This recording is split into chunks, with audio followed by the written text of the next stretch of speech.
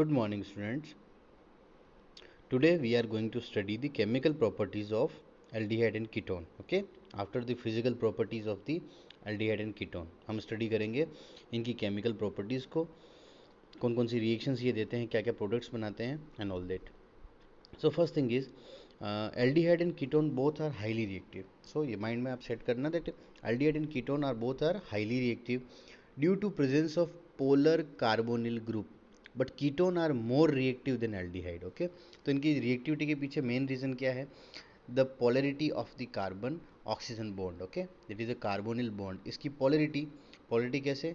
it will acquire partial negative charge and it will acquire partial positive charge, so we can say bond is polar. So due to the polarity of this bond, these are highly reactive, but ketone are more reactive than the aldehyde. उसके पीछे reason क्या है? Let it check. So that is our aldehyde में check करेंगे. यहाँ पर R है, R means plus I effect रखता है ना, ये plus I effect. Carbon has positive charge and oxygen has negative charge. So R gives its electron to the carbon, और कार्बन पे क्या होगा? यहाँ पर जो इलेक्ट्रॉन आने से नेगेटिव चार्ज क्या होगा? डिक्रीज होगा. ठीक है, तो यहाँ पर सिंगल प्लस आई इफेक्ट है. कीटोन में चेक करेंगे, there are 2 R groups, so 2 plus I effect. ठीक है, so more transfer of electrons means more charge distribution. तो इसका मतलब क्या हुआ? पॉलरिटी किस में हाई होगी? कीटोन में हाई होगी. ठीक है ना, मोर चार्ज डिस्ट्रीब्यूशन तो मोर पॉलरिटी, तो कीटोन में पॉलरिटी हाई होगी. इस रीज़न से, बिकॉज इसके पीछे बेसिक रीज़न है polarity behind the reactivity. The main reason is polarity, और जिसमें पॉलरिटी हाई होगी वो हाईली रिएक्टिव होगा. So that's why ketone is highly reactive due to 2 plus I effects है, 2 आर ग्रुप. और यहाँ पर चेक कर सकते हैं इसके कंपैरिजन में इसमें सिंगल प्लस आई इफेक्ट है. So that's why it is less polar, so less reactive as compare to ketone. Okay, so now the next one is the reaction. First reaction जो हम study करने जा रहे हैं, that is nucleophilic addition reaction. Okay, nucleophilic addition reaction. Nucleophile का addition कैसे होगा? Check करो यहाँ पर.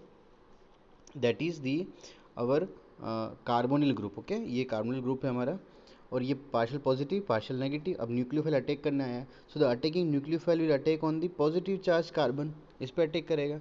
सो what will happen? This is the slow step and the step number 1, and the structure of this compound, carbonyl compound is planar, है ना. Before the attack, जब ये अटैक हो जाएगा देन क्या होगा? A B the joint atoms और the molecules, और it is a nucleophile which attach on the carbon, because ये कार्बन पे यहाँ से आके अटैच हो गया. Then oxygen has negative charge. Now what is the second step? This is the H plus, है ना, this is the H plus. अब ये H प्लस अटैक करेगा कहाँ पर? O पे अटैक करेगा. Then what will happen? Then they will form O minus. So H plus attack किया तो ये हो गया OH. So it is the final product and it is called addition product. Addition क्यों? Because it is due to the it is form due to the addition. Okay, तो addition product बनेगा. तो याद रखना, स्टेप 1 में क्या हो रहा है? Attack of nucleophile, and second में क्या हो रहा है? अटैक ऑफ H प्लस, है ना. कोई भी पॉजिटिव आयन अटैक करेगा then it will be the addition product will be form. So second is relative reactivity of aldehyde and ketone. हम पढ़ेंगे रिलेटिवली रिएक्टिविटी, एक दूसरे के कंपैरिजन में क्या रिएक्टिविटी है. तो फर्स्ट है that is the aliphatic aldehyde and ketone. Aliphatic, तो aliphatic aldehyde are more reactive than ketones. Aliphatic aldehydes are more reactive than ketones. ध्यान रखना, कीटोन से ज़्यादा रिएक्टिव है कौन? Aliphatic aldehyde. Towards the nucleophilic addition, particularly in the respect of nucleophilic addition reaction, है ना. उस जॉनर में पढ़ेंगे हम, उसी सीक्वेंस में स्टडी करेंगे. So that means the aliphatic aldehydes are more reactive than ketone for the nucleophilic addition reaction. Okay, because of 2 reason. First reason क्या? Inductive effect. आप चेक करो, in this aldehyde there is only one CH3 group as compared to ketone has 2 CH3 group. So which has high inductive effect? Ketone has high inductive effect. there are 2 plus I effect, है ना. कितना हो जाएगा? 2. और इसमें क्या रहेगा? कि एल्डिहाइड में ओनली 1 प्लस आई इफेक्ट रहेगा. So what will happen when this CH3, आप चेक करो यहाँ पर, व्हेन दिस CH3 डोनेट्स और transfer the electrons towards the carbon. तो कार्बन के पास ऑलरेडी क्या? पॉजिटिव चार्ज है. यहाँ पर पॉजिटिव चार्ज है and electrons comes to the carbon. So positive charge को इलेक्ट्रॉन्स आएंगे तो क्या कर देंगे? डिक्रीज हो जाएगा. So positive charge is decreasing. और अटैक कौन करेगा बेटा? अटैक करा है nucleophile. Nucleophile is Nu minus, so it wants the positive highly positive charge, but यहाँ पर क्या हो रहा है, डिक्रीज हो रहा है. ओके अब इसमें चेक करते हैं, डिक्रीज हो रहा है. Then for the ketone, ketone has 2+ I effect, so it means more decrease in the charge. So between these two, which has high positive charge, we can say aldehyde has high positive charge. दोनों में decrease हो रहा है, but highly decrease किस में हो रहा है, इसमें हो रहा है. So that's why as a comparison है ना, the aldehyde has high positive charge, so nucleophile easily attack on that carbon which has high positive charge in aldehyde as compared to the ketone. तो यहाँ पर not easy, यहाँ पर easy, इसलिए ये reaction fast होगी, ये थोड़ा सा इसके कंपेरिजन में स्लो होगी. सो aldehyde, aliphatic aldehydes are more reactive than ketones. okay. Steric hindrance, you can check here. Steric hindrance क्या होती है, दैट द क्राउड है ना, क्राउड अराउंड द कार्बन. तो यहाँ पर चेक करो क्या है, CH3 है. CH3 means H H H, यहाँ पर ये कार्बन है. Okay carbonyl carbon is what, carbonyl carbon, this is the carbonyl carbon, और इस पर अटैक करना है न्यूक्लियोफाइल को. सो न्यूक्लियोफाइल को अटैक करने में कोई यहाँ पर प्रॉब्लम नहीं होना चाहिए. अटैक करेगा ये CH3, उसको क्या करेगा, प्रिवेंट करेगा इस कार्बन को. सो ठीक है, प्रिवेंट करेगा. स्टेरिक हिंड्रेंस है, yes steric hindrance is present, but as compared to ketone there is less steric hindrance. You can see here only one CH3, here 2 CH3. so यहाँ पर प्रिवेंशन हाई होगा. सो nucleophile को attack करना easy कहाँ रहेगा, जहाँ पर क्राउड कम है, मीन्स ये यहाँ अटैक करेगा, यहाँ थोड़ा सा टफ हो जाएगा. So we can say it is more reactive. Okay aromatic aldehyde and ketone को चेक करते हैं. So aromatic aldehyde and ketone are less reactive as compare to the aliphatic members है ना. This is due to the reason that electron donating resonance effect, कौन सा effect है इसके पीछे, -R इफेक्ट है. Which effect is -R effect. क्या होगा, -R इफेक्ट मीन्स वो बेंजीन रिंग से इलेक्ट्रॉन को अपने और अट्रैक्ट करेगा, अपनी ओर क्या करेगा, अपनी ओर खींच लेगा इलेक्ट्रॉन्स को. इट मीन्स बेंजीन रिंग में क्या हो जाएगी, इलेक्ट्रॉन डेंसिटी डिक्रीज हो जाएगी, और कार्बन जो है उसके ऊपर इलेक्ट्रॉन डेंसिटी हाई हो जाएगी, नेगेटिव चार्ज हाई हो जाएगा. ओके अब आप चेक करो यहाँ पर अटैक कहाँ करना है, यहाँ पर कौन सा इफेक्ट है, -R इफेक्ट है, मीन्स इलेक्ट्रॉन इस साइड में जाएंगे. देन इस कार्बन पे क्या होगा, on this carbon the electron density is high, और अटैक कौन करने आ रहा है, NU- अटैक करने आ रहा है. सो नेगेटिव नेगेटिव में रिपल्सन होता है. So that's why is this attack is not very easy. Okay but in the ketone you can say यहाँ पर +I इफेक्ट है. ठीक है so aromatic aldehyde in ketone are less reactive than corresponding aliphatic members. This is due to the reason that electron donating resonance effect -R effect on benzene ring increases electron density on carbonyl carbon है ना, जो carbonyl carbon है उस पर electron density increase हो जाएगा. And nucleophile का attack कहाँ होगा, उसी कार्बन पे होगा. सो negative negative repulsion and decreases polarity on carbonyl group. जैसे क्या होगा, पोलैरिटी डिक्रीज होगा. पोलैरिटी डिक्रीज होने से न्यूक्लियोफाइल जो रिएक्शन है उसके लिए उसकी टेंडेंसी, उसकी जो रिएक्टिविटी है वो थोड़ी लेस हो जाएगी. So polarity decreases, so less reactive than aliphatic members. Okay so ये क्वेश्चन माइंड में सेट कर लेना that aromatic members has low reactivity towards the nucleophilic addition reaction as compared to the aliphatic. Example of nucleophilic addition reaction, कुछ example देख लेते हैं इसके हम. फर्स्ट देखो HO+, addition of hydrogen cyanide, means addition of क्या करना है, HCN करवाना है. बट ये HCN OH बेस की प्रेजेंस में रिएक्शन करेगा. So we can say here HO+ HCN, तो यहाँ से CN और यहाँ से H क्या बना देगा, और यहाँ पर ये OH है. ठीक है तो that will be HO- NCN. ठीक है तो ये आप देख सकते हो, ये थोड़ा सा इसको चेक करना है आपको, ये ऐसे नहीं होगा एक्चुअली. ये क्या होगा, पूरा OH, एक सेकंड, पूरा OH और यहाँ से ये H, ये मिलाएगा H2O, और CN एज ए न्यूक्लियोफाइल यहाँ पर रिलीज होगा, nucleophile. Then this CN will be attack. तो जनरली HCN में से डायरेक्ट CN अटैक करने नहीं आता है, बेस की प्रेजेंस में रिएक्शन करवाएंगे. देन HCN, तो ये बनेगा H2O, then CN is free as nucleophile, and now it can attack on the carbonyl carbon. ठीक है तो यहाँ पर ये कार्बोनिल कार्बन पर अटैक करेगा, ये कार्बोनिल कार्बन पर अटैक करेगा, और यहाँ पर चेक करो जो CN यहाँ ऐड हो गया कार्बन पे, और O- है. अब सेम है जैसे हमने मैकेनिज्म पढ़ा था वैसे ही, H+ अटैक करेगा O पे, then it will be the cyanohydrin. Cyanohydrin किसको बोलते हैं, कार्बन पे, on carbon there is OH also the CN, और यहाँ पर सपोज कोई भी ग्रुप्स हो सकते हैं XY या AB. ओके तो OH और CN रहेगा, इस केस को हम बोलेंगे cyanohydrin. Okay cyanohydrin. Okay cyanohydrin. ठीक है so we can say the product is cyanohydrin. Okay, अब साइनोहाइड्रीन के आगे क्या रिएक्शन होती है? Cyanohydrin gives carboxylic acid on hydrolysis. So whenever the hydrolysis of the cyanohydrin occurs, it will give carboxylic acid. वो कैसे possible है? Check it here. We are taking hydrolysis means H2O, so we have to take two H2O molecules. Okay, so this H we can write here in the form of HOH OH2, है ना, two different kinds. तो H और H2 मिलके H3 हो जाएगा और ये N जो है वो मिलके NH3 हो जाएगा. Okay, NH3. अब यहाँ पे क्या बच गया? C. so now what is remaining? OOH, so it will be COOH. you can check here, that is the OH on that position. Carbon यहाँ पर हो गया, N था ऑलरेडी, N और प्लस 3H मिलकर NH3 बना लिया, यहाँ पर COOH हो गया. That is the carboxylic acid. So we can say by nucleophilic addition reaction of the HCN, है ना, HCN, the carbonyl compound will form the first cyanohydrin and this cyanohydrin on hydrolysis gives carboxylic acid. Clear? So अगर आपको convert करना होगा किसी भी aldehyde या ketone को किसमें, in the carboxylic acid, so you have to convert it first into the cyanohydrine and then by hydrolysis you can convert it into the carboxylic acid. Next is addition of sodium bisulfite. So you can check here, what is sodium bisulfite? NaHSO3. Na is positive, SO3H is minus.